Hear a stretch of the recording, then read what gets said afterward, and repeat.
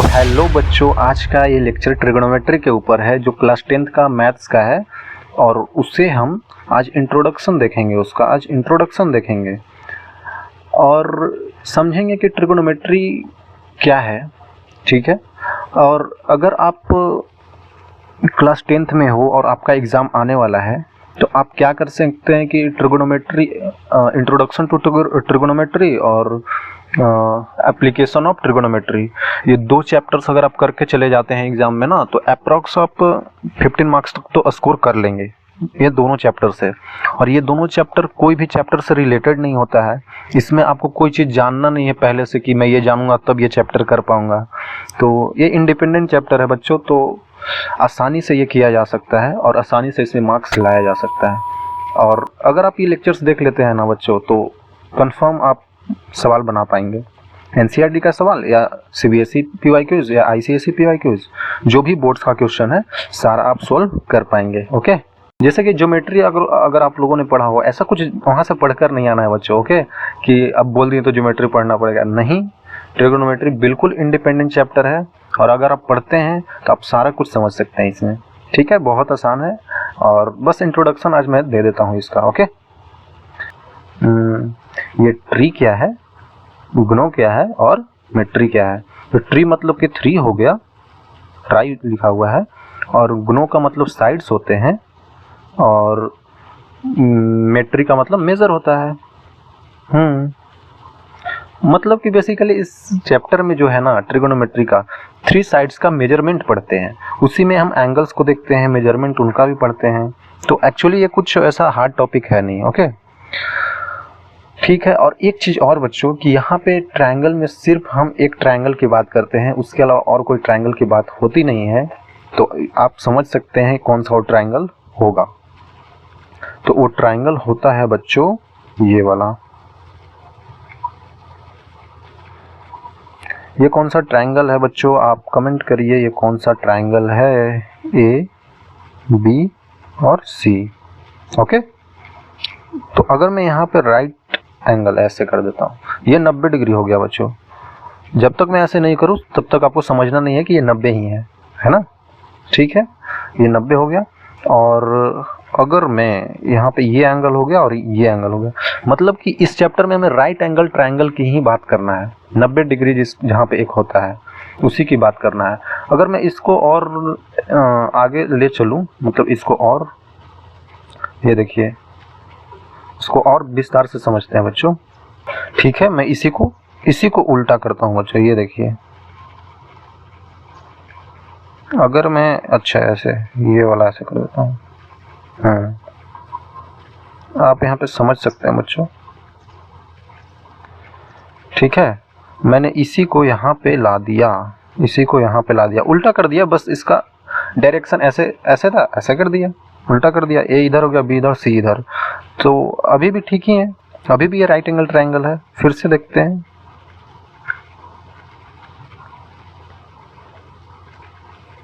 ये देखिए बच्चों, अगर मैं ऐसे रखूं,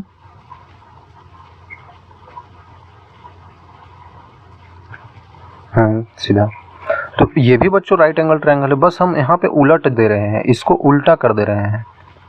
ठीक है, फिर इसको उल्टा कर देंगे, रोटेट कर देंगे, रोटेट करते जाएंगे और बस, और कोई दिक्कत है नहीं। तो ये भी राइट एंगल ट्रायंगल है।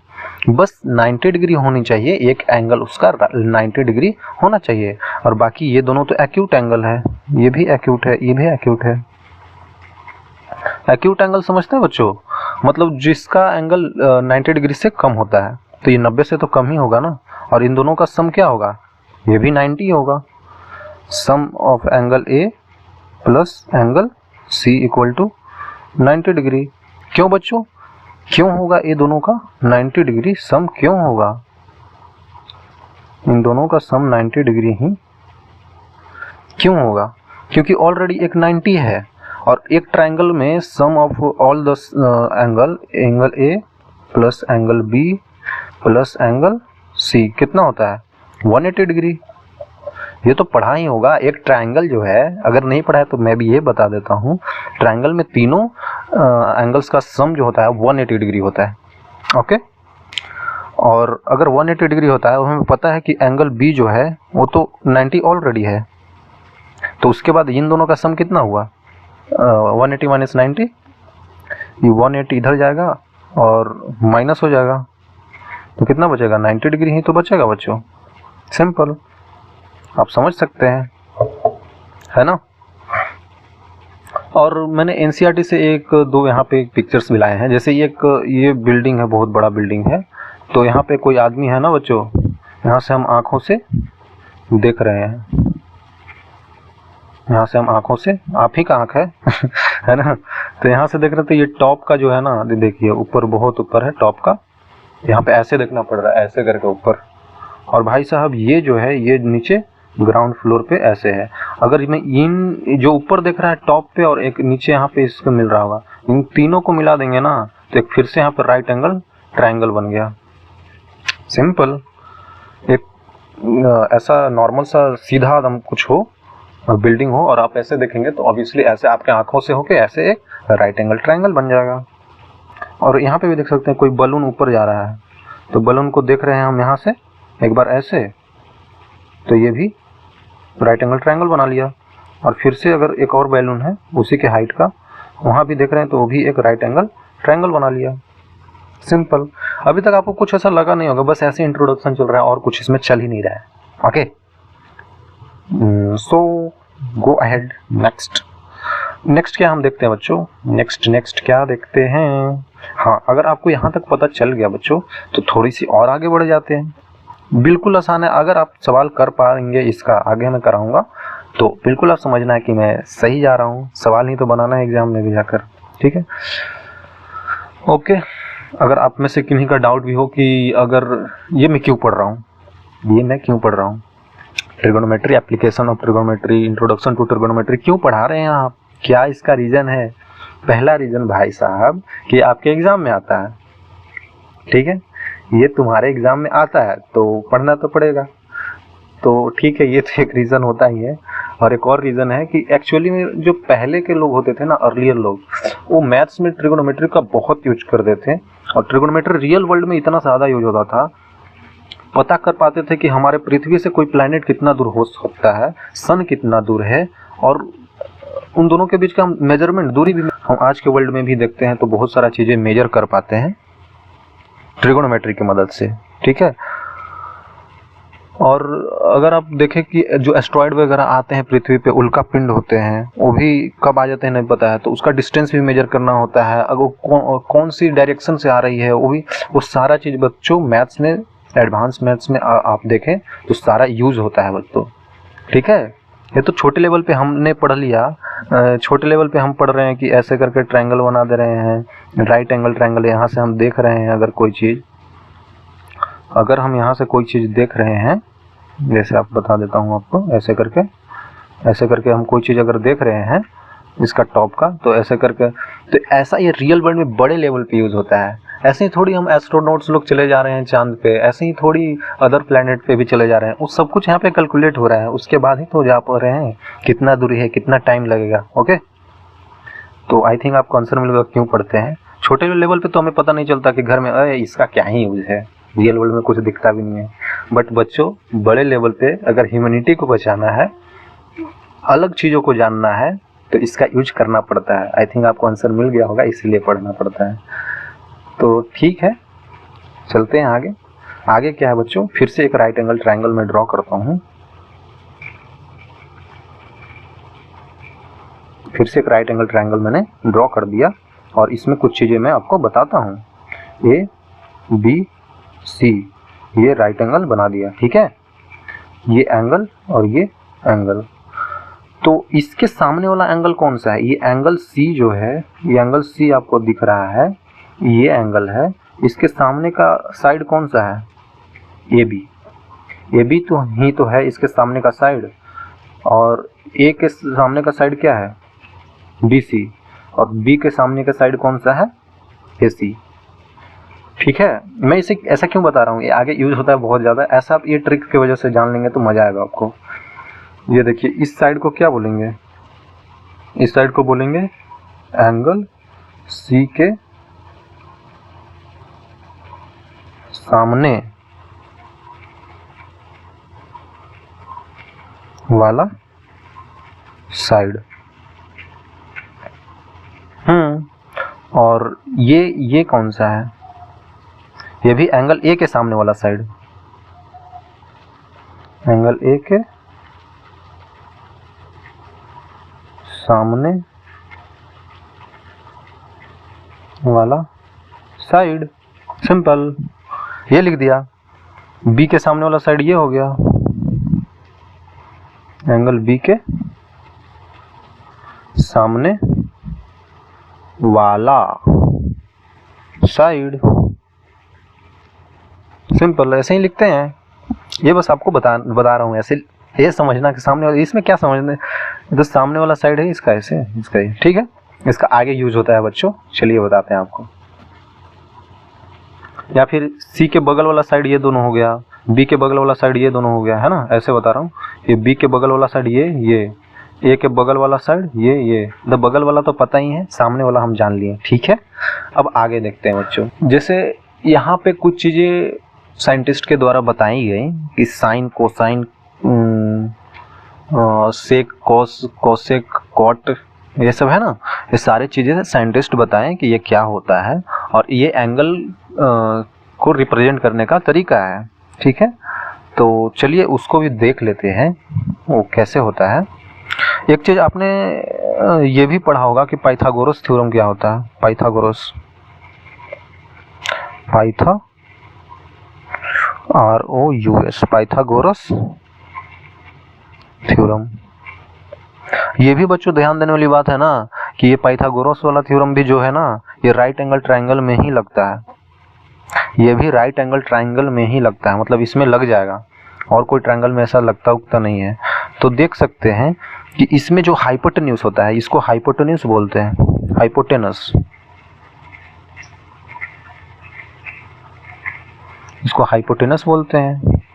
ये सामने वाला इसको बेस बोल देंगे, इसको हाइट बोल देंगे, है ना, ऐसा कुछ होता है।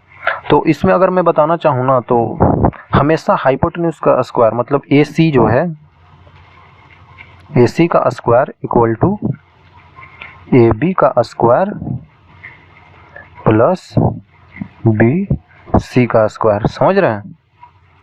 ये चीज़ तो आई थिंक आपको समझ आ ही रहा होगा। तो ये मैंने ऐसे ही बता दिया, ये आगे भी यूज होगा। तो एक चीज़ और जान लेते हैं आगे चल के, इनको आइडेंटिटीज़ के रूप में कैसे रिप्रेजेंट करते हैं।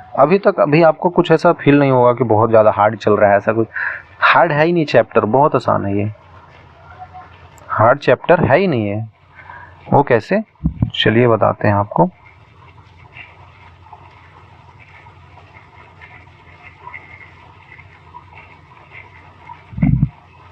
ठीक है, फिर से राइट एंगल ट्रायंगल हो गया, ABC, सी एंगल को मैंने अगर ले लिया, सी एंगल के बात करते हैं, ठीक है। कुछ आइडेंटिटीज होते हैं बच्चों, आइडेंटिटीज,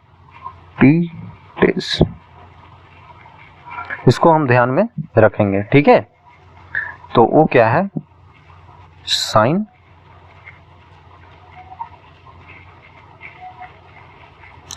कॉस, कॉसेक बोल देते हैं आई थिंक, नहीं कॉसेक भी नहीं, कॉसी तो बोलते हैं, कोसाइन हो जाता है। टेन, तो टेन को टेंजेंट बोल देते हैं। अब हो जाएगा कॉसेक, एंट लगा देते हैं, कॉसेकेंट, कॉस का सेक, सेकेंट लगा देते हैं, ठीक है। और एक होता है कॉट। ये सब है क्या, मैं आपको बताता हूँ, वेट फॉर अ सेकेंड, मैं आपको बताता हूँ। तो ये जो है ना बच्चों, अगर मैं सी एंगल के रिस्पेक्ट में बात करूँ तो ये क्या होता है, ये क्या होता है, साइन, यहाँ पे क्या होता है, मैं सी एंगल के अकॉर्डिंग बात करूँ, एंगल सी के अकॉर्डिंग, ठीक है। इसको ऐसे भी लिख सकते हैं, साइन ऑफ एंगल सी, है ना, यहाँ पे कोस ऑफ एंगल सी, मतलब एंगल सी के बारे में बात कर रहे हैं। Tan of angle C, cosec of angle C, sec of angle C और कॉट ऑफ एंगल सी। अब ये क्या होता है ये देखते हैं। ओके, तो साइन ऑफ एंगल सी मतलब साइन ऑफ दिस एंगल, तो साइन होता है परपेंडिकुलर अपॉन हाइपोटेन्यूज। ये देखिए, इसके सामने वाला देखना है बच्चों। ये एंगल सी जो है, ये एंगल सी है, इसके सामने का कौन सा है, मैंने बताया ना सामने वाला, तो सामने वाला है A B upon A C, hypotenuse A है, ठीक है। तो हो जाएगा ये ए बी अपॉन ए सी, आया समझ में। उसी तरीके से कॉस होता है, तो कॉस सी पूछ रहा है, तो कॉस सी मतलब कि ये सामने वाला तो हो गया, अब बचा क्या, बगल वाला, सी का बगल वाला, मतलब कि बी सी अपॉन ए सी, समझे। 10 बचा, तो 10 में क्या करेंगे, 10 होता है परपेंडिकुलर अपॉन बेस, मतलब A B upon B C, A B upon B C, समझे। अब क्या होता है कि ये तीनों जब अगर आप लिख लिए ना, तो ये तीनों का उल्टा ये होता है, ये जो नीचे वाला 3 बच रहा है, तो साइन का उल्टा क्या हो गया, साइन का उल्टा हो गया cosec, cosec of angle C. उल्टा करना है, उल्टा, तो इसका उल्टा क्या होगा बच्चों, इसका उल्टा क्या होगा, इसका उल्टा हो जाएगा ए सी अपॉन ए बी, ठीक है। फिर से वही करना है, इसका भी उल्टा, उल्टा क्या करेंगे, तो उल्टा करेंगे तो क्या आएगा, सेक, सेक ऑफ एंगल सी, वो क्या हो जाएगा ए सी अपॉन बी सी। फिर से देखते हैं 10 का उल्टा, 10 का उल्टा करेंगे तो कॉट आ जाएगा, cot of angle C equal to, इसका उल्टा कर दो बच्चों, B C upon A B. आप देख सकते हैं कि कितना आसान है बच्चों, है ना, कितना आसान है। बस ये याद रखना है, यही वाला याद रखना है, इसके बाद आसानी से हम इसको बदल दिए उल्टा करके इन तीनों को, समझे, सिंपल सा हो गया। Okay, I think identities clear होगा बच्चों, ठीक है। तो बस ये चीज़ आपको ध्यान में रखना है, बाकी कुछ नहीं रखना है, ठीक है। अगर आपको ये चीज़ें याद हो गई ना बच्चों, ये वाली चीज़ याद हो गई ना, ये वाली, और ये बिल्कुल आसान है याद करना, साइन ऑफ एंगल सी सामने वाला upon hypotenuse, cos of angle C बगल वाला अपॉन हाइपोटेन्यूज, और ये टेन ऑफ सी सामने वाला अपॉन बगल वाला, परपेंडिकुलर अपॉन बेस, सिंपल। तो आई थिंक ये चीज़ आपको याद कर लेना है, ठीक है। तो बहुत आसान था। तो अभी तो ये इंट्रोडक्शन मैंने दिया, और आगे देख लेंगे और चीज़ें क्या होती है। Okay, bye, see you again.